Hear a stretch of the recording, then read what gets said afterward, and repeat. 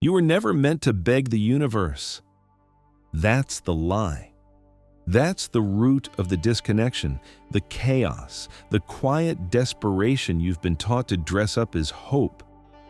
From the beginning, you were conditioned to ask for permission from systems, from gods, from forces you thought were outside of you. But here's the truth they've been hiding from you for centuries. You're not a beggar. You're a creator, a speaker of worlds, a commander of energy. The universe isn't a wish-granting machine for the worthy. It's a responsive field of infinite potential that listens constantly to the energy behind your words, your thoughts, your state of being. It doesn't answer prayers. It mirrors power. And right now, whether you know it or not, it's responding to you.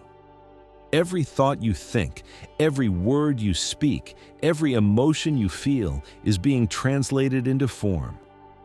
The only difference between those who manifest their vision and those who don't isn't luck, isn't worthiness, isn't even faith. It's clarity, frequency, intention, alignment. This isn't magic, it's mechanics. Pure, precise, measurable mechanics that operate whether you believe in them or not. The question isn't if the universe is listening. The question is, what are you actually saying? They stripped it from you early. Before you could even walk properly, they were already teaching you to crawl. The moment you could speak, they began telling you what you could and couldn't say, what was appropriate, what was correct, what was dangerous. They didn't just limit your vocabulary, they programmed your reality. Think about it. Your first words weren't really yours, were they? They were echoes of what you heard repeated around you. Good boy. Bad girl. Don't touch that. You can't have that. Maybe later. We'll see. Each phrase a tiny anchor, pulling you away from your natural state of absolute possibility into their world of conditional permission. School was the factory where this programming became systematic. You walked in as a pure creative force, and they handed you a desk, a number, and a schedule. They told you when to speak, when to be silent, when to move, when to stay still. They rewarded you for repetition and punished you for innovation. Your imagination was treated like a disorder. Your questions were seen as disruption. But what they never told you, what they couldn't afford for you to know, is that those daydreams they tried to suppress were practice sessions, early blueprints, the first stirrings of your innate ability to create reality from thought. Every time you stared out the window and imagined yourself somewhere else, you were actually projecting your consciousness into possible timelines. Every time you played pretend, you were rehearsing manifestation. They called it distraction because they knew it was power. The religious programming was even more insidious. They told you God was outside of you, separate from you, judging you. That creation was a distant act sealed off long ago. That power belonged to others, priests, prophets, the chosen few. They made you kneel when you were born to stand. They taught you to pray when you were meant to command. And in the silence left behind when they took away your natural authority, they inserted their structure. Systems, hierarchies, rules about who gets to succeed and who doesn't. Stories about how hard life is supposed to be. Myths about scarcity, competition, and limitation. You were told who to trust, what to fear, what success looked like, what failure meant. None of it was yours. But all of it became the architecture of your beliefs. And belief, real belief, not the surface kind, is everything. Because if you believe you are small, your voice will be small. If you believe the universe is distant, you'll whisper when you should command. If you believe you're undeserving, you'll block every blessing that tries to reach you with unconscious self-sabotage. The system isn't broken. It was built precisely to mute the God in you. You weren't just told how to live, you were programmed to forget you ever had a choice. They made dependency feel like safety. They made questioning feel like rebellion. They made your natural power feel like delusion. But programming can be overwritten, conditioning can be dissolved, and the moment you remember who you were before they told you who you should be, everything begins to shift. Chapter 2. The Waiting Trap. Why silence is surrender. Think about it. You've probably spent most of your life waiting for something to shift, waiting for a sign, waiting for the right mood, the right timing, the right version of yourself to finally step forward, waiting for permission that never comes. But waiting is the opposite of speaking. It's silence disguised as strategy. And silence is the first symptom of surrender. Look around at your life right now. How much of it is shaped by things you're waiting for? Waiting for the economy to improve before you start that business, waiting for the perfect partner before you open your heart, waiting for confidence before you speak your truth, waiting for clarity before you make a move. But here's what they don't tell you about waiting. It's not neutral. You're not in some cosmic pause where nothing is happening. While you wait, the field is still responding to your energy. And the energy of waiting is the energy of not yet, of I'm not ready, of maybe someday. Every time you hesitate, the field hears doubt. Every time you delay, the field registers confusion, and confusion creates noise. Noise creates contradiction, and contradiction creates stagnation. This is why the universe seems to respond to some and ignore others. Not because of worthiness, not because of luck, but because of clarity and command. The field mirrors. It echoes. It obeys the strongest signal, and the strongest signal always comes from the one who remembers. I am not here to ask. I am here to speak. The waiting trap is designed to keep you in perpetual preparation mode. Always getting ready, never ready. Always about to, never actually doing. The system loves people who wait because people who wait don't threaten the status quo. They don't create ripples. They don't claim their power. But power unused atrophies. Creativity unexpressed becomes depression. Authority unspoken becomes anxiety. You've been conditioned to think that moving before you have all the answers is reckless. But movement before certainty is exactly how creation works.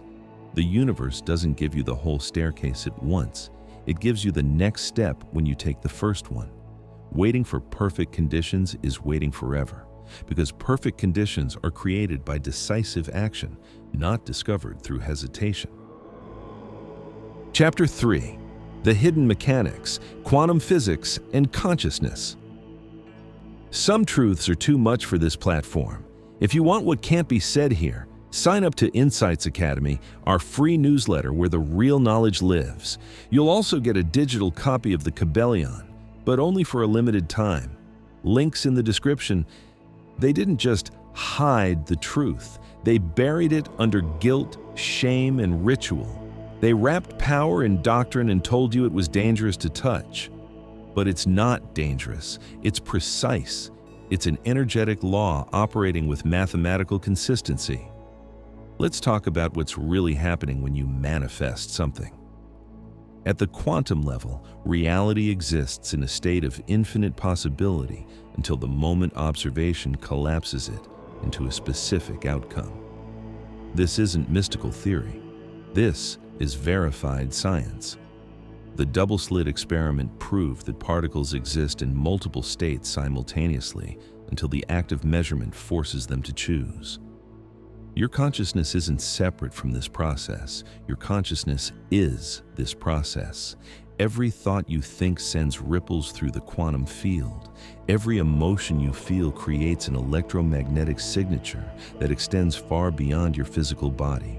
Every belief you hold acts as a filter, determining which possibilities you can perceive and therefore experience. Think of it like a radio. All frequencies exist simultaneously in the air around you right now. AM, FM, shortwave, digital, they're all there, all available. But you only hear what your radio is tuned to receive. Your consciousness works the same way. All timelines, all possibilities, all potential realities exist simultaneously in the quantum field. The question is, what frequency are you tuned to?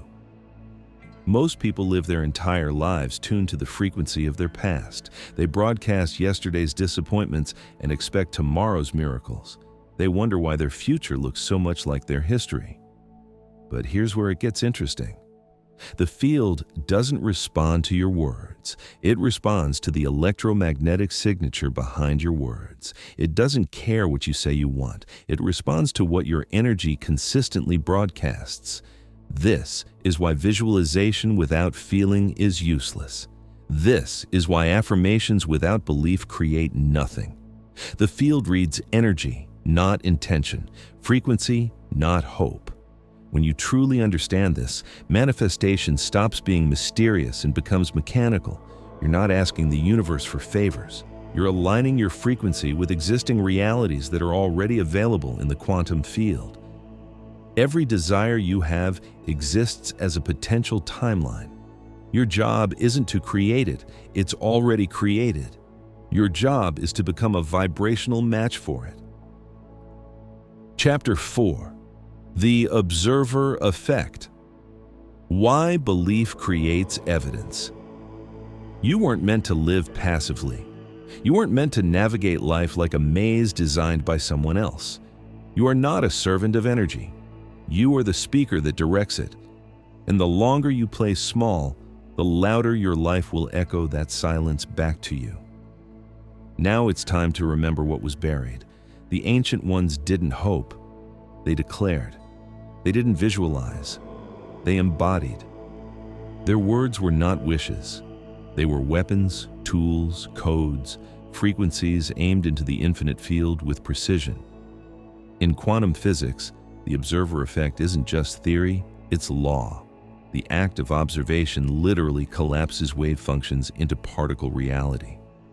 What was once pure possibility becomes defined, physical, measurable the moment conscious attention is applied. But here's what mainstream science won't tell you. The observer effect isn't limited to laboratories. It's happening constantly, everywhere, through every human consciousness on the planet. You are collapsing possibilities into realities with every moment of focused attention. Most people collapse unwanted realities because they focus on what they fear more than what they desire. They observe their problems with laser-like intensity and wonder why those problems expand. They study their limitations, analyze their failures, replay their traumas, all while hoping for different outcomes. But the field doesn't distinguish between wanted and unwanted attention. It only responds to the intensity and consistency of focus. What you observe becomes. What you ignore fades. What you deny access to your awareness cannot manifest in your experience. This is why the ancient mystery schools taught students to guard their thoughts like sacred treasures. They understood that consciousness was the primary creative force in the universe, and whoever controlled consciousness controlled reality. Their Hermetic principle, as above, so below, isn't poetry. It's physics. The patterns you hold in consciousness become the patterns that express in form. The structures you build in your mind become the structures you experience in life. Modern science is finally catching up to what the ancients always knew. Consciousness isn't produced by the brain. Consciousness uses the brain. The brain is a receiver, not a generator. And like any receiver, it can be tuned to different frequencies. When you change what you consistently observe, you change what consistently appears. Not because you're forcing reality to change, but because you're tuning into different versions of reality that already exist. Chapter 5. The Energy of Language. Why words are spells. Your words are not just sounds. They're not just tools for communication or social etiquette. They are spells, programs, frequency codes that imprint themselves on the quantum field, whether you realize it or not. Every sentence you speak is either strengthening your reality or sabotaging it. Let's go deeper into the mechanics of language. When you speak, you create vibrations. Those vibrations move through the air as sound waves, but they also move through the quantum field as information patterns. Your subconscious mind, which operates your body systems and interfaces with the field, doesn't filter these patterns for context or sarcasm. It takes them literally and begins organizing your experiences to match them. The ancient Egyptians understood this. Their hieroglyphs weren't just pictures, They were sound codes designed to create specific reality patterns. The Hebrew tradition knew this too. Every letter in their alphabet represents not just a sound, but a specific creative frequency.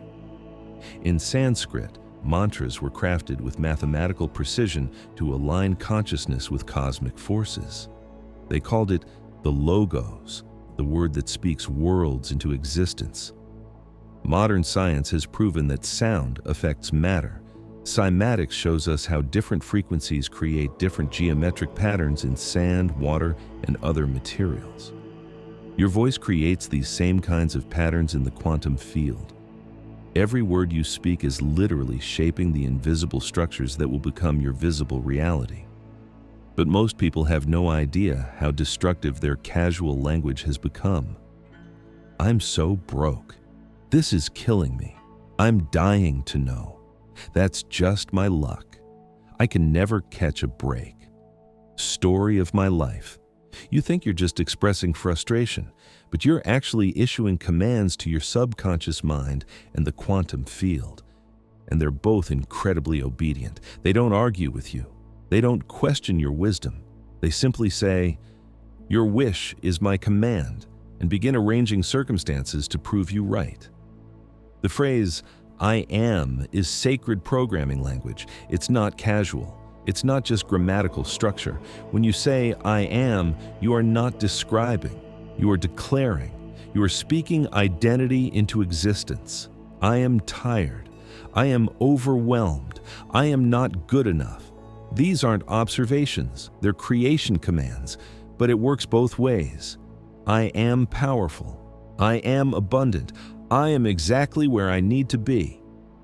These aren't affirmations you repeat hoping to convince yourself.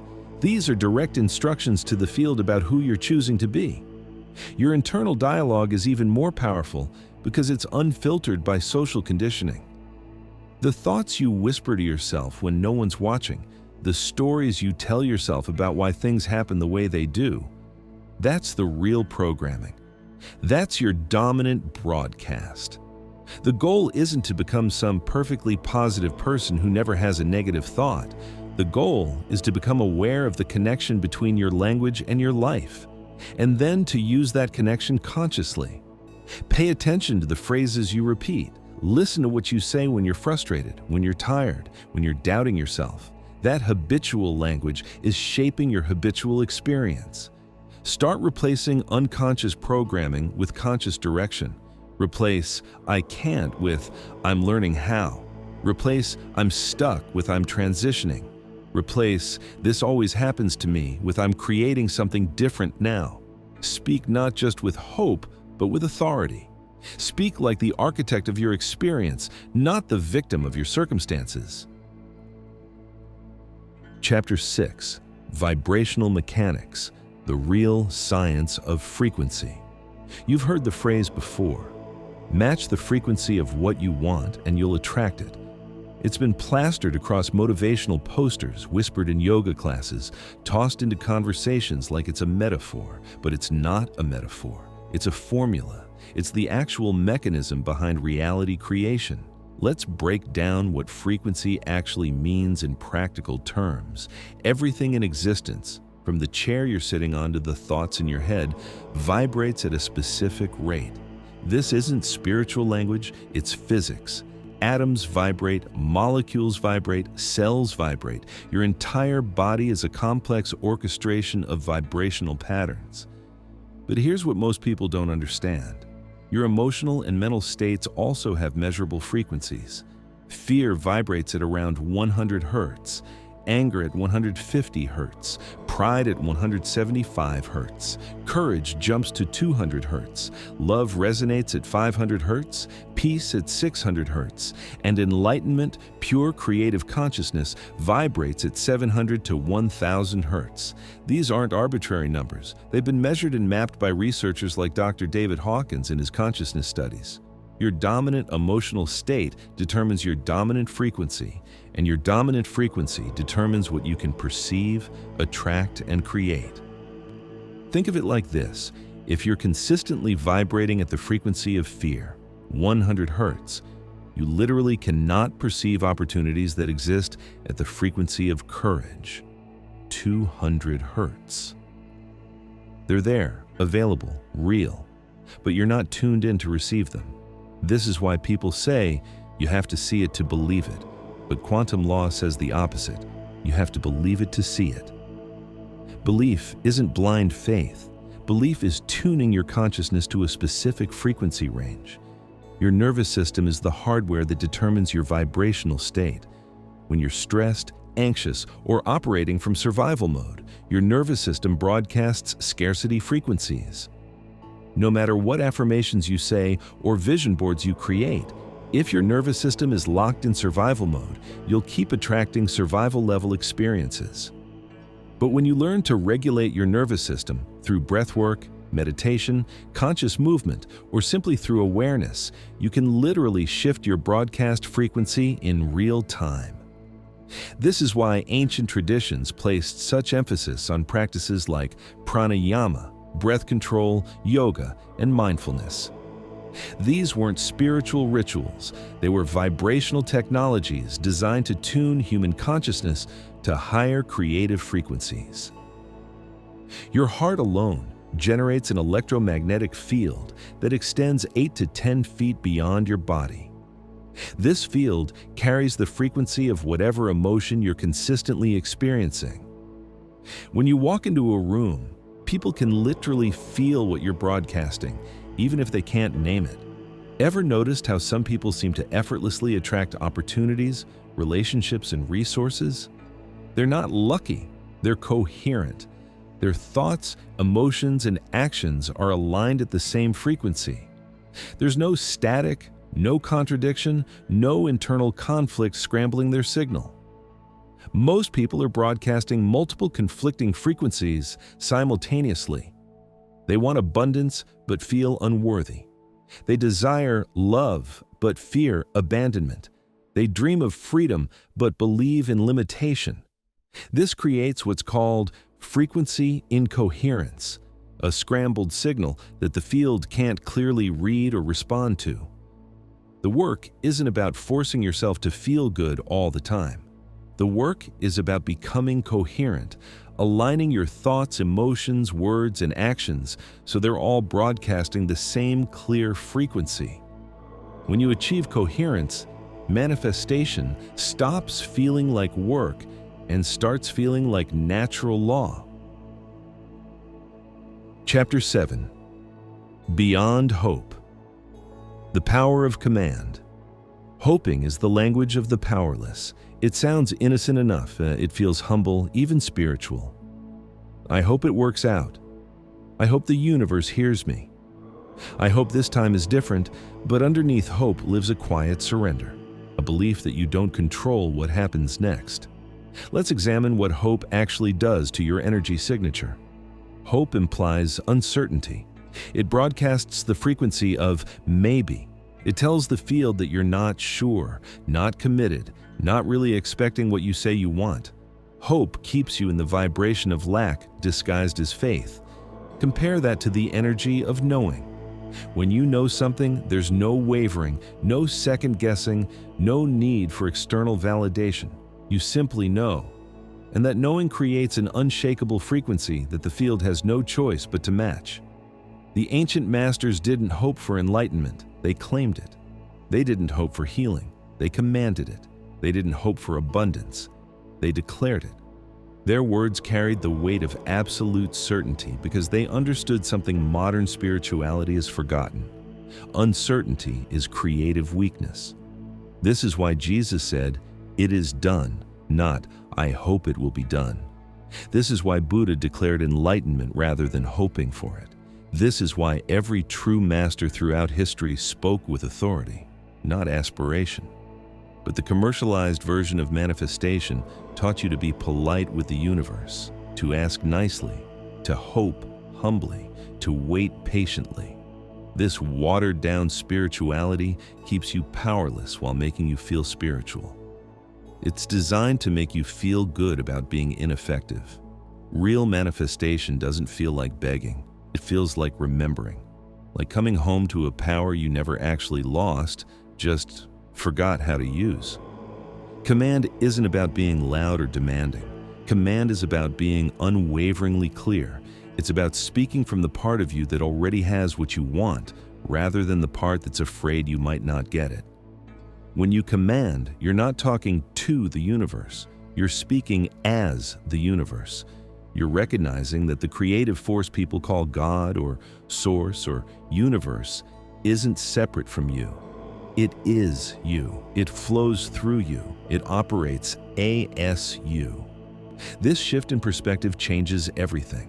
Instead of asking for permission, you give direction. Instead of hoping for favor, you claim your inheritance. Instead of waiting for signs, you become the sign. Look at the people who shape reality around them. Entrepreneurs who build empires, artists who change culture, leaders who transform nations. They don't hope their vision will manifest. They speak it into existence and then align every action with that declaration. They've moved beyond the surface teachings and into the architecture of reality. They speak and things move, not because they're special, but because they've chosen to command rather than beg. Chapter 8. The Constant Broadcast. Why you're always creating. The universe doesn't switch off when you stop talking. It doesn't pause when you're distracted or disengaged. The field doesn't sleep, doesn't wait, doesn't forgive contradictions because you didn't mean them. It listens always, not to your polished intentions or the affirmations you post on your wall, but to your most frequent thoughts, your repeated stories, the energy you carry in silence when no one else is around. This is the aspect of manifestation that most people completely miss. They think they're only creating when they sit down to do it, when they light a candle, write in a journal, or speak their goals out loud. But manifestation isn't a ritual you perform. It's a constant broadcast you emit. Your consciousness is like a radio station that never goes off the air. 24 hours a day, 7 days a week, you're transmitting signals into the quantum field. While you sleep, while you eat, while you scroll through social media, while you sit in traffic, you're always broadcasting something. Every thought is a prayer. Every emotion is a command. Every belief is a mold that shapes the reality forming around you. The field doesn't prioritize your best moments or ignore your worst ones. It averages your dominant frequency and responds to that. Think about your mental habits, the thoughts you think when you first wake up, the stories you tell yourself while stuck in traffic, the worries that loop through your mind before you fall asleep, the way you react when something doesn't go according to plan. That's your real prayer. That's the code you're consistently writing into the field. Most people have one conversation with the universe during their morning affirmations and then spend the rest of the day having a completely different conversation through their thoughts, words, and reactions. They say, "I am abundant," once in the morning, then spend 8 hours thinking about bills, complaining about money, and feeling stressed about the future. Guess which message the field receives louder and clearer? This is why one empowered moment isn't enough if it's surrounded by hours of contradiction. The field responds to patterns, not exceptions. It reads your emotional baseline, not your peak experiences. But here's the breakthrough. The moment you become aware of your constant broadcast, you can begin to change it, not through force or perfection, but through consciousness and choice. Start noticing the background conversations in your mind, the automatic thoughts that run when you're not paying attention, the emotional reactions that happen before you consciously choose them. This is where your real creative power lies, not in the dramatic moments of intention setting, but in the quiet consistency of your mental and emotional habits. Every time you catch yourself broadcasting something you don't want to create and you consciously choose a different thought or feeling, you're literally changing your creative output in real time. The field doesn't hold grudges about past broadcasts. It responds to what's happening now. This means you can interrupt a pattern of limitation and insert a new frequency of possibility in any moment. You don't have to wait for tomorrow or next week or when you feel more ready. You can begin rewriting your broadcast right now. Chapter 9, Ancient Wisdom and Modern Application. Let's dive deeper into what the ancients actually knew that modern spirituality has forgotten. The mystery schools of Egypt, the Hermetic traditions of Greece, the Vedic sciences of India, these weren't just philosophical movements. They were scientific institutions dedicated to understanding and applying the laws of consciousness. The Egyptian mystery schools taught something called Ma'at, the principle of truth and cosmic order. But Ma'at wasn't about moral behavior in the way we understand it today. It was about living in alignment with natural law. When your thoughts, words, and actions were in harmony with cosmic principles, reality would bend to support you. When they were in contradiction, you would experience resistance and chaos. The Hermetic axiom, as above, so below, describes the relationship between consciousness and form. Whatever patterns exist in your mind, above, will eventually express in your physical reality, below. This isn't metaphor, it's mechanics. The ancients understood that the mental plane was the causal plane and the physical plane was the effect plane. They developed specific technologies to work with this principle. Sacred geometry wasn't just art, it was applied consciousness science. The pyramids weren't just tombs, they were consciousness amplification devices. Mantras weren't just prayers, they were frequency codes designed to align human consciousness with cosmic forces. In the Vedic tradition, they understood that sound creates form. The entire universe was said to have originated from Om, the primordial vibration. They developed the science of mantra yoga, where specific sound combinations could create specific reality effects. Each Sanskrit syllable was mapped to specific energy centers in the body and corresponding forces in nature. The Hebrew Kabbalists took this even further. They believed that the 22 letters of their alphabet were the fundamental building blocks of creation itself. Each letter represented not just a sound, but a creative force. When combined in specific sequences, these letters could literally speak new realities into existence. What all these traditions understood, and what modern spirituality has largely lost, is that consciousness isn't separate from the creative force of the universe. Consciousness is the creative force. Every human being is a localized expression of the same intelligence that creates galaxies and governs atoms. This is why the ancient masters didn't beg gods for favors. They recognized themselves as expressions of the divine creative principle and learned to work with cosmic law rather than against it. Modern quantum physics is rediscovering these ancient truths. The observer effect, quantum entanglement, wave-particle duality, these aren't new discoveries. They're scientific confirmations of what the mystery schools taught thousands of years ago. But here's what the ancients knew that science hasn't fully grasped yet. Consciousness isn't just an observer of reality. Consciousness is the fundamental creative force that reality emerges from. Matter doesn't create consciousness. Consciousness creates matter. When you truly understand this, you stop seeing yourself as a small, separate being trying to influence a vast, indifferent universe. You recognize yourself as a focal point of universal intelligence, equipped with the same creative powers that bring stars into existence. The ancients didn't just believe this, they trained for it. Years of rigorous mental and emotional discipline. Practices designed to purify their consciousness so it could become a clear channel for cosmic forces. They understood that with great power comes great responsibility, and that misuse of these principles could create significant harm. This is why the deeper teachings were kept secret, not to hoard power, but to ensure it was only given to those who had developed the wisdom and character to use it responsibly. Today, this wisdom is available to anyone willing to do the work, not just the intellectual work of understanding these principles, but the practical work of applying them consistently in daily life. Chapter 10. The Architecture of Belief. Let's go deeper into how beliefs actually work as creative mechanisms. Most people think beliefs are just opinions about reality, but beliefs are actually filters that determine which aspects of infinite possibility you can perceive and experience.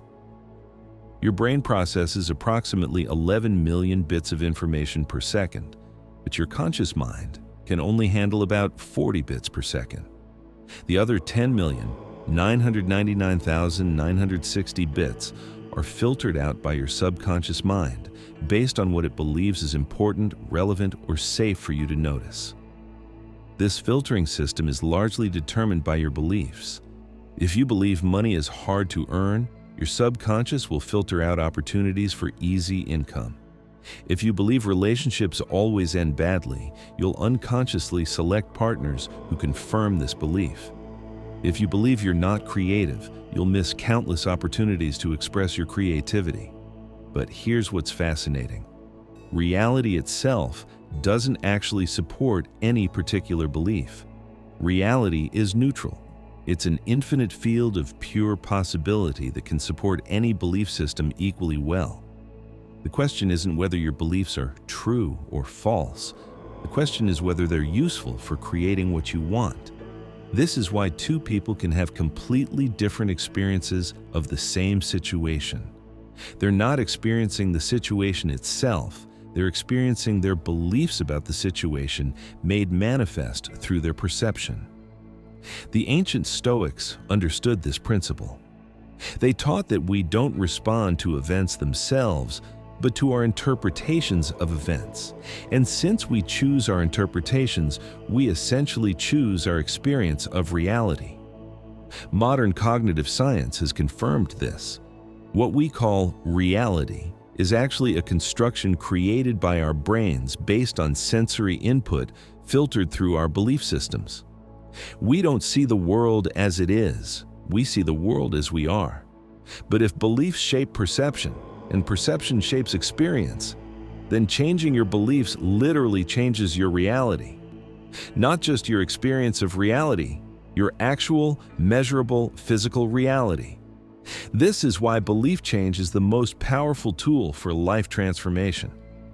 When you change a core belief, you don't just change how you feel about things, you change which things become possible in your experience. The challenge is that most of your beliefs were installed during childhood, when your brain was in a highly suggestible state. You absorbed beliefs about yourself, about life, about what's possible and what isn't, before you had the cognitive capacity to evaluate whether those beliefs were accurate or useful. These childhood beliefs become the invisible architecture of your adult reality. They operate below the level of conscious awareness, automatically filtering your perception and guiding your choices. Most people live their entire lives inside the belief system they inherited as children, never realizing they have the power to change it. But beliefs can be updated. The same neuroplasticity that allowed your brain to install beliefs in childhood can be used to install new beliefs in adulthood. It just requires more conscious effort and repetition. The key is to identify which beliefs are actually running your life, as opposed to which beliefs you think you have, and then systematically replace limiting beliefs with empowering ones. Chapter 11. The Neuroscience of Manifestation. Let's examine what's actually happening in your brain when you manifest something. Modern neuroscience has revealed mechanisms that the ancients intuited but couldn't explain in scientific terms. When you focus intensely on a specific outcome, several important things happen in your brain. First, your reticular activating system, RAS, gets programmed to notice opportunities related to that outcome. The RAS is the part of your brain that filters incoming information for relevance. Once it's programmed to look for something specific, you'll start noticing relevant opportunities that were always there, but previously filtered out of your awareness. Second, focused intention creates new neural pathways associated with your desired outcome. Through neuroplasticity, your brain begins to wire itself as if the outcome has already happened. This is why visualization is so powerful. It's literally training your brain to recognize and respond to the patterns associated with your goal. Third, intense focus on a desired outcome activates the brain's pattern recognition systems. Your unconscious mind begins working 24/7 to identify ways to make the outcome real. It starts connecting dots you wouldn't consciously connect, leading to those random insights and synchronicities that seem to appear out of nowhere. Fourth, emotional engagement with your desired outcome triggers the release of neurotransmitters and hormones that put your entire nervous system into a state of possibility rather than survival. This shifts your baseline frequency and makes you more attractive to opportunities aligned with growth rather than protection. But here's what most people get wrong. They try to use these mechanisms while their nervous system is stuck in survival mode. When you're stressed, anxious, or operating from fear, your brain's primary job is to keep you safe, not to help you create. The survival brain filters out opportunities and focuses on threats. It's designed to maintain the status quo, not to embrace change. This is why stress and manifestation are incompatible. You can't create from survival mode. You have to shift your nervous system into a state of safety and possibility before these creative mechanisms can function effectively. The ancient practices of meditation, breathwork, and mindfulness weren't just spiritual exercises. They were technologies for shifting the nervous system out of survival mode and into creative mode. Modern research confirms that these practices literally change brain structure and function in ways that support manifestation. Regular meditation increases gray matter in areas of the brain associated with learning, memory, and emotional regulation, while decreasing gray matter in the amygdala, the brain's fear center. Breathwork activates the parasympathetic nervous system, shifting you out of fight or flight mode and into rest and digest mode, where creative thinking becomes possible. When your nervous system is regulated, your brain becomes a powerful ally in manifestation. When it's dysregulated, your brain becomes the primary obstacle to creating what you want. Chapter 12. The Timeline. Collapse. Fatsat theory. Here's where we venture into territory that challenges conventional understanding of time and causality. If you truly understand the quantum nature of reality, you begin to realize that the future you're trying to create already exists as a potential timeline in the quantum field. Think of it this way. Infinite versions of you exist simultaneously across infinite timelines. There's a version of you that already has everything you want. There's a version that's living your dream life. There's a version that's already overcome every challenge you're currently facing. The question isn't how to create these realities. They already exist. The question is how to align your consciousness with the timeline where these realities are already manifest. This is what the mystics meant when they talked about entering the kingdom of heaven. They weren't talking about dying and going somewhere else. They were talking about shifting your consciousness to access a timeline where what you desire is already real. When you truly embody the frequency of having what you want, not hoping for it, not working toward it, but actually feeling like you already have it, you collapse the space between timelines. You quantum leap from your current reality to the reality where your desire is already fulfilled. This is why detachment is so important in manifestation. When you're desperately trying to get something, you're confirming that you don't have it. That confirmation keeps you locked in the timeline where lack is real. But when you feel like you already have what you want, you naturally align with the timeline where having is the reality.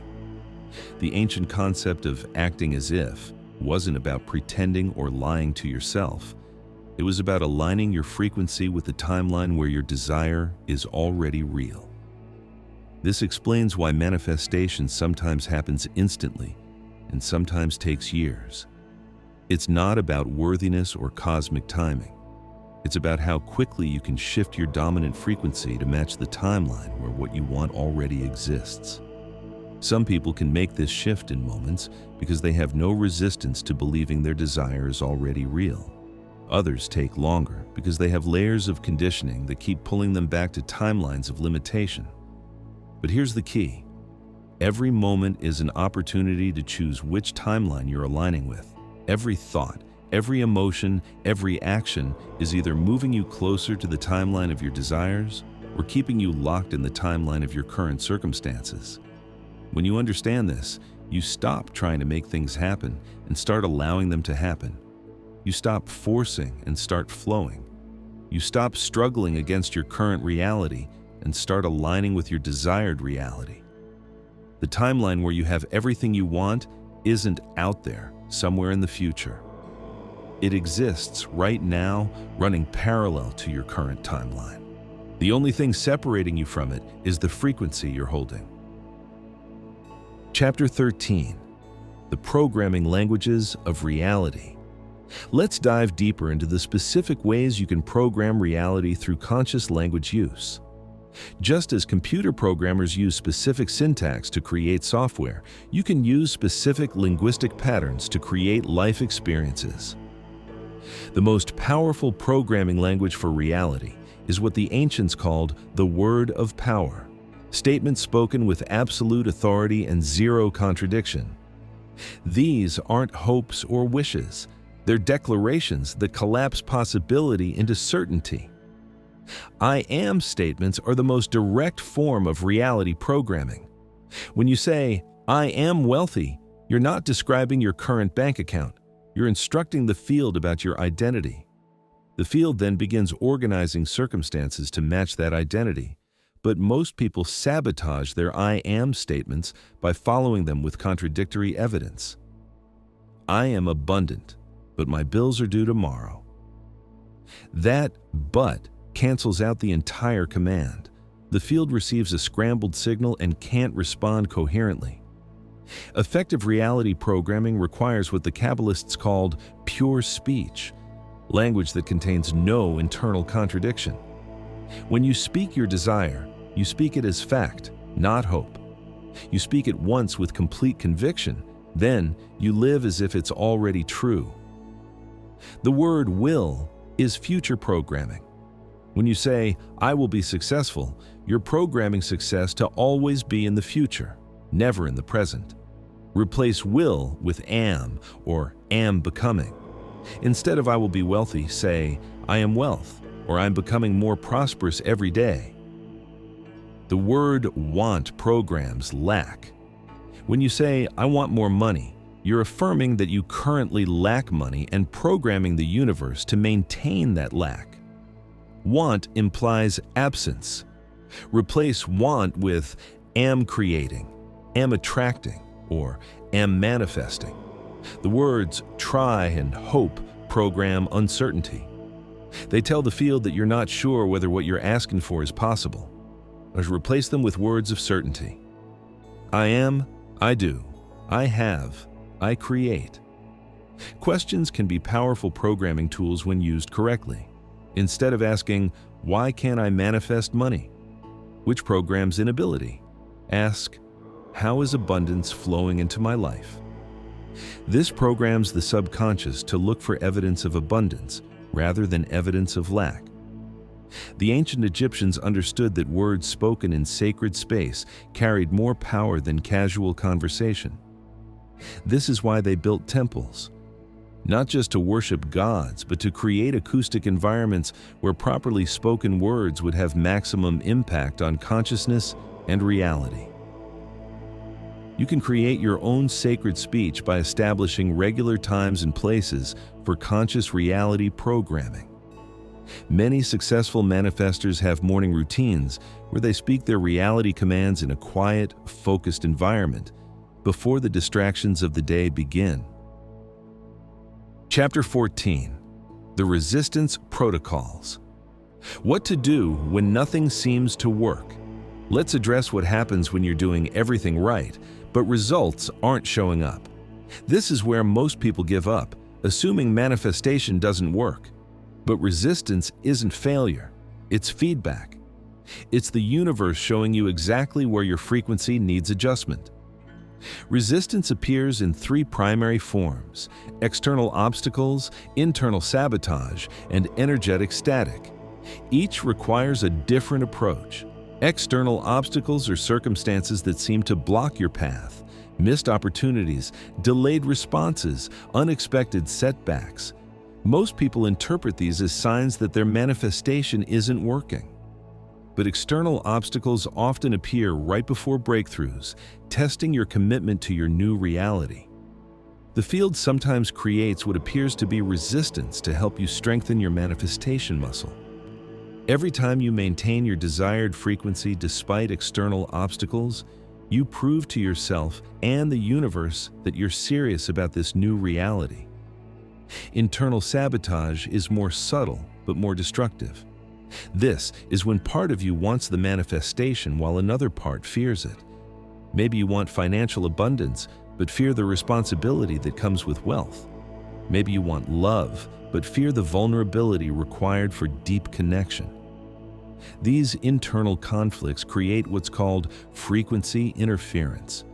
You're broadcasting mixed signals, part desire, part fear, and the field can't clearly read what you want. The result is often partial manifestations or manifestations that come with unexpected complications. The solution isn't to suppress the fearful part, but to dialogue with it. What is the resistance trying to protect you from?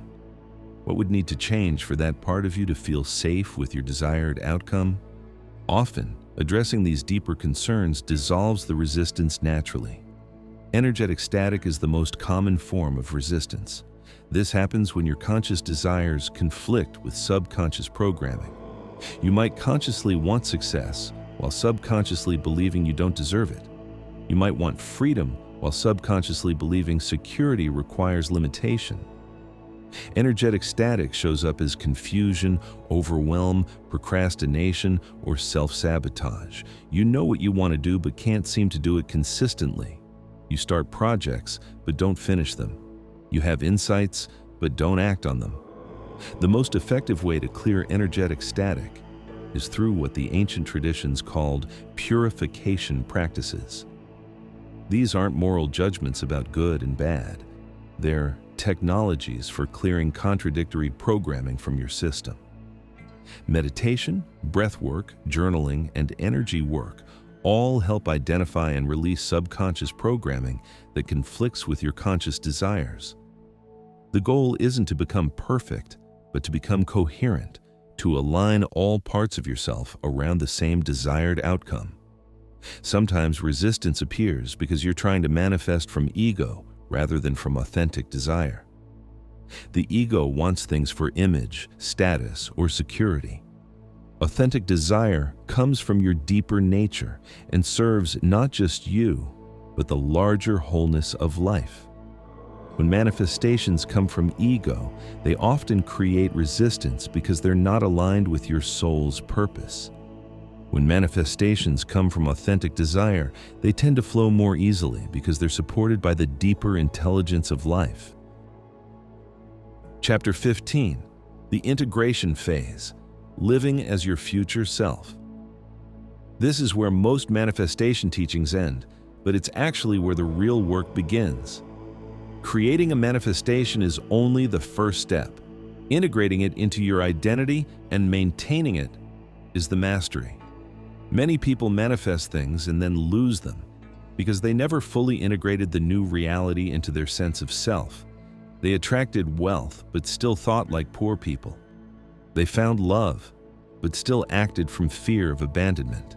They achieved success but still carried the identity of someone who struggles. Integration requires a fundamental shift in how you see yourself and move through the world. It's not enough to have what you want. You must become the person who naturally has what you want. This is why lottery winners often lose their money within a few years. They gained wealth but never became wealthy in their identity. Their subconscious mind couldn't accept the new reality, so it created circumstances to return them to their familiar level of lack. True manifestation creates permanent change because it changes you at the identity level. You don't just have abundance, you become an abundant person. You don't just find love, you become a loving person. You don't just achieve success, you become a successful person. Living as your future self means making decisions from the identity you're becoming rather than the identity you've been. When faced with choices, ask yourself, what would the version of me who already has this choose in this situation? This isn't about pretending to be someone you're not. It's about recognizing who you're becoming and allowing that emerging identity to guide your actions. Every choice is an opportunity to strengthen your new identity or reinforce your old one. The integration phase requires patience because identity change happens in layers. Surface behaviors change first, then emotional patterns, then core beliefs, and finally unconscious programming. Each layer requires time and repetition to solidify. Don't be discouraged if you occasionally slip back into old patterns. Identity change isn't linear. It's more like a spiral. You might cover similar ground multiple times, but each cycle happens at a higher level of integration. The key is consistency, not perfection. Every time you choose from your new identity rather than your old one, you strengthen the neural pathways associated with your desired reality. Over time, thinking, feeling, and acting from your new identity becomes automatic. Chapter 16. Advanced Manifestation. Protocols. Once you've mastered the basics, there are advanced techniques that can accelerate and amplify your manifestation abilities. These methods were closely guarded secrets in ancient mystery schools because they require significant responsibility and wisdom to use effectively. The first advanced protocol is what the alchemists called assumption of godhood. This isn't ego inflation, it's the recognition that the same creative force that moves galaxies also moves through you. When you speak from this recognition, your words carry the full authority of universal intelligence. This level of manifestation requires complete surrender of personal will to divine will. You're not trying to get what you want, you're allowing life to express its highest potential through you.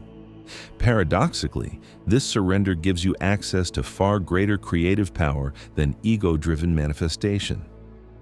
The second protocol is timeline jumping, consciously shifting between parallel realities to access the one where your desire already exists.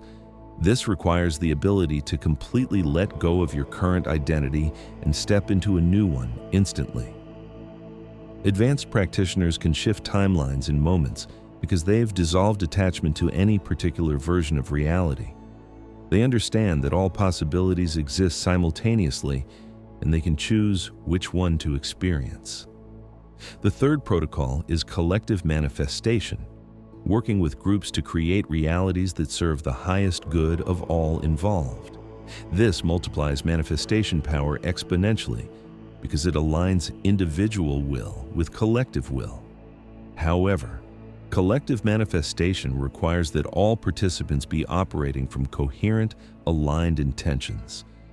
One person operating from ego or fear can disrupt the entire process. The fourth protocol is what the Vedic traditions called sankalpa, the power of resolved intention.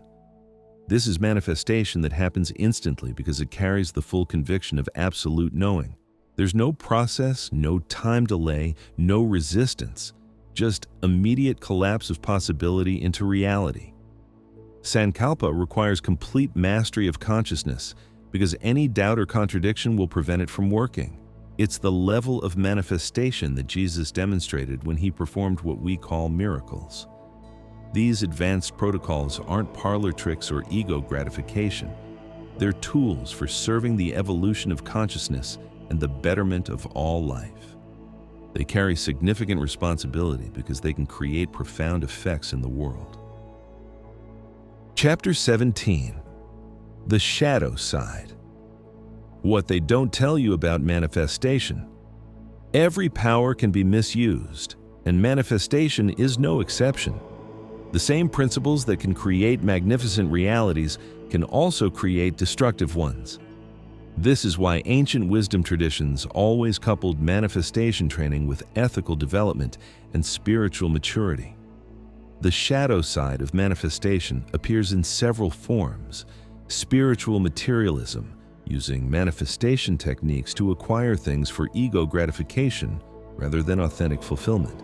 This often leads to manifestations that feel empty once achieved because they weren't aligned with genuine need or purpose.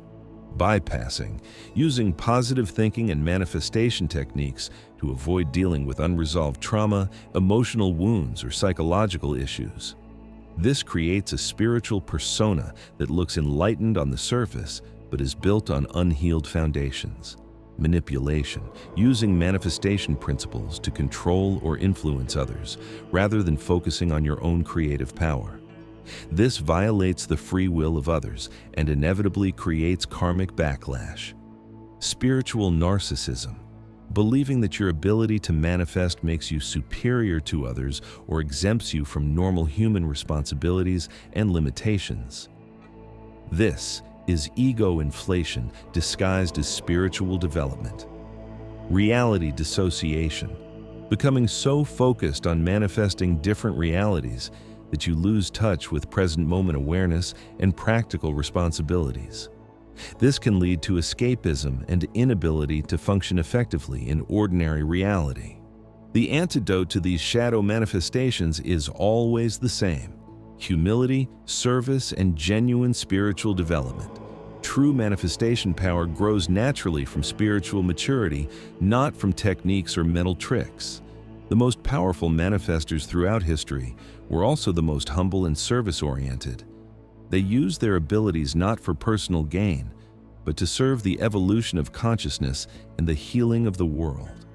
This is why the ancient mystery schools required students to develop character and wisdom before teaching advanced manifestation techniques.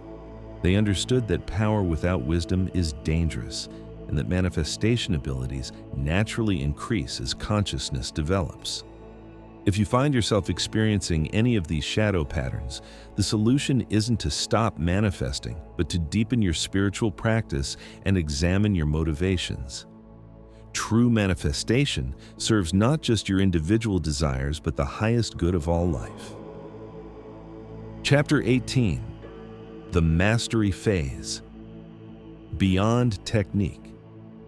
There comes a point in mastery where manifestation stops being something you do and becomes something you are. You're no longer using techniques to create reality. You're living as a conscious co-creator with a universal intelligence. At this level, there's no separation between you and your creative power. Every thought, word, and action flows from deep alignment with life's intelligence. You don't manifest things for yourself. You allow life to manifest through you for the benefit of all. This is what the mystics called being in the world but not of it. You can function perfectly well in ordinary reality while simultaneously operating from cosmic consciousness. Your manifestations serve not just your individual evolution, but the evolution of consciousness itself. The masters understood that individual manifestation is just training for planetary manifestation, learning to work with the creative forces of life to heal and evolve the world. Your personal desires become vehicles for universal expression. At the mastery level, you realize that what you thought were your individual desires were actually life's intelligence working through you to create what's needed for the highest good. The same intelligence that grows your fingernails and beats your heart is also creating your life experiences. This realization brings profound peace because you're no longer carrying the burden of creating your life through personal effort. You become a conscious participant in life's natural creativity, trusting its intelligence completely while contributing your unique gifts and perspective. Masters don't need to check if their manifestations are working because they're living in constant communion with the creative intelligence of life.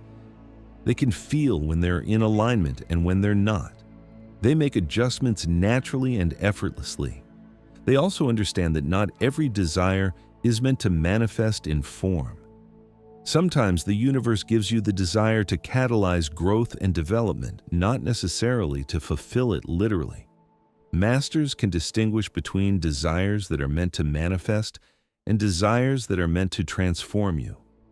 This discrimination comes only through experience and deep attunement to life's intelligence. It cannot be taught. It must be developed through years of conscious practice and surrender. Chapter 19. Quantum Entanglement and Collective Consciousness.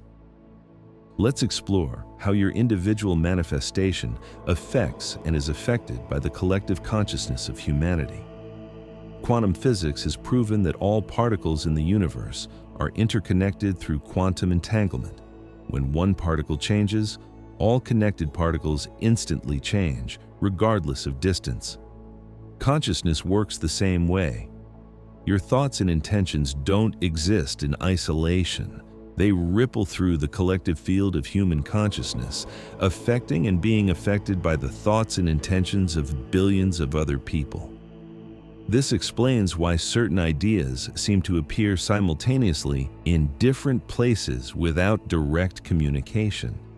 Why social movements suddenly gain momentum. Why scientific discoveries often happen in multiple locations at the same time. Individual consciousness is constantly interfacing with collective consciousness. When you manifest something, you're not just changing your personal reality, you're contributing to changes in the collective field. Every time someone breaks through a limitation, they make it easier for others to break through the same limitation. Every manifestation expands the realm of possibility for all humanity. This is why the work you do on yourself matters far beyond your personal life. Every limiting belief you dissolve, every fear you transcend, every manifestation you achieve makes it easier for others to do the same. You're literally helping to upgrade human consciousness. But it also means that collective beliefs and fears can influence your individual manifestation. If you're trying to manifest something that contradicts strong collective beliefs, you may experience more resistance than if you're manifesting something aligned with collective consciousness. This is why paradigm shifters and innovators often face significant resistance. They're not just overcoming their personal limitations, they're pushing against collective programming that has been in place for generations. Understanding this dynamic helps you navigate manifestation more skillfully. Sometimes slow manifestation isn't about your personal blocks. It's about timing and collective readiness. Sometimes what feels like resistance is actually life preparing the collective field to receive your manifestation. Advanced practitioners learn to work with collective consciousness rather than against it. They understand how to introduce new possibilities gradually, allowing collective consciousness to adjust and integrate rather than forcing radical changes that create backlash. They also learn to draw support from progressive streams within collective consciousness, aligning with the parts of humanity that are already evolving in the direction of their manifestation. Chapter 20. The Final Integration, Becoming the Sign. There comes a point in your journey where remembering is no longer enough, where knowing the truth isn't power until it's spoken, lived, and embodied. You've seen how the field works. You've felt the moments where alignment hits, where the world shifts around a decision, where something you thought was far away moves in like it was waiting for your signal all along. And now it's time to step into what most people spend their entire lives avoiding: complete ownership. Ownership of your role not as a passive creation of reality, but as its conscious creator. This is the shift that separates the ones who dabble from the ones who build empires, who heal, who create, who manifest not once, not by luck, but by natural law. They don't beg the universe, they don't chase signs, they become the sign. Their energy isn't asking, it's authorizing. It's not broadcasting doubt, it's writing reality with every word, every choice, every silent internal agreement. And here's the uncomfortable truth most won't admit. You are already doing this. You are already commanding the field. You're just doing it from a disempowered script. Every time you say, "I can't," it never works. That's just who I am. You are stamping a command into the energetic architecture of your life. The universe doesn't question you. It doesn't push back. It says, "as you wish," and then moves to match it. Because the field is not interested in what you want. It's obedient to what you claim. And you've been claiming your limitations with more consistency than your desires. Speaking as the creator means reclaiming that voice, not for ego, not for show, but for truth. Because the creator doesn't need applause. It doesn't need reassurance. It knows what it builds becomes real. It speaks with calm certainty, not force. It decides and then aligns. And from that alignment, things move. Not because of willpower, but because reality has no choice. You're not here to wait for your dream life to tap you on the shoulder. You're here to call it in like thunder. You're here to become the frequency that magnetizes timelines. And you don't do that by repeating affirmations you don't believe. You do it by becoming too aligned to contradict, too anchored to waver. That's what speaking as a creator means. Not louder, but clearer. Not faster, but deeper. This doesn't mean perfection, it means honesty. It means catching the moments you shrink your language to avoid discomfort, the moments you soften your truth so others don't feel threatened by it, the moments you dim your command because somewhere deep down you're still afraid it might not work. Let that go. That fear is residue. It's noise from a former version of you that didn't know what you now do, that the field listens more closely to the silent conviction in your bones than the volume of your words. So speak like it's already done. Act like it's already here. Align like your life depends on it, because it does. The timeline you step into next will not be based on your effort. It will be based on your frequency, your language, your ability to hold the vibration of the creator, not the creation. Because when you speak like a god, the universe doesn't hesitate. It responds. Not later, not eventually. Now. Closing. The call to mastery. And if you've made it this far, you're one of us. You're someone who's ready to stop playing small, stop asking permission, stop waiting for proof before you believe in your own power. Sign up to Insights Academy, our free newsletter packed with the deeper knowledge we can't share here, and get the Kabylion as a free download. Don't just watch this, live it. Don't just understand it, embody it. The field is waiting for instruction, not from your emotions, not from your doubt, but from your authority, from your precision, from the part of you that doesn't hope, it declares. So the next time you speak, ask yourself, am I talking like the architect or like the blueprint? And if it's not the former, pause, realign, then speak again. You don't need more proof. You don't need another sign, another quote, another coincidence to finally believe what your soul has been whispering to you since the beginning. You are not here to repeat the script. You are here to write it, and not with passivity or politeness, but with precision, presence, and power. This isn't about waiting for some perfect version of yourself to finally arrive. This is about stepping into that identity now, in this moment, before the results, before the evidence, because that's what changes everything. Too many people treat manifestation like it's a reaction when in reality it's a frequency of responsibility. When you speak it, you begin to breathe it.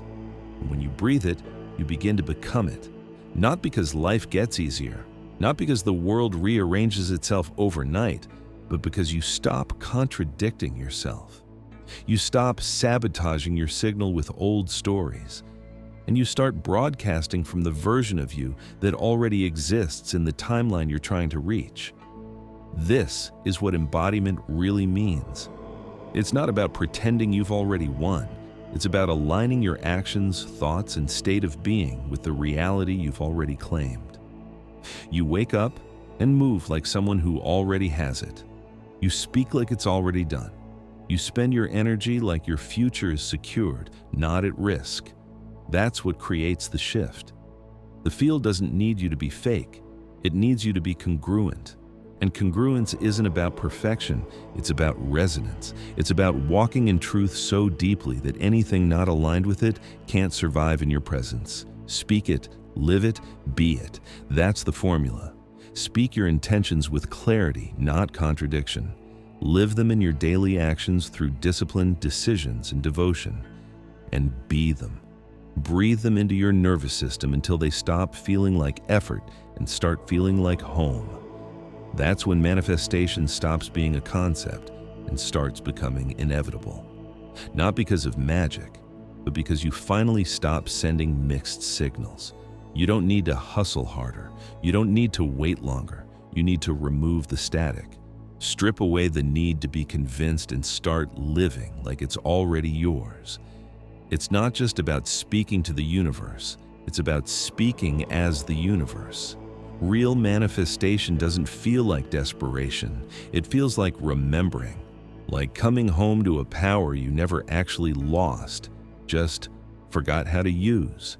Every word you say, every thought you hold, every reaction you give is either pulling you closer to your blueprint or pushing you further away. And the moment you get tired of the loop, tired of waiting, tired of negotiating with your own doubt, you'll stop asking and start embodying. The field doesn't need more wishes, it needs more signals, precise ones, clean ones, unshakable ones. This is the final unlock. You're not here to chase your desires, you're here to collapse the space between who you've been and who you're becoming. And that collapse begins with one decision: to speak as the source, not the seeker. The blueprint is already within you. You're not building something new. You're returning to what was always coded in your essence. Strip away the fear. Strip away the delay. Speak, live, be. If this resonated with you, let us know by commenting, "I understood it." The universe is listening. What are you going to say?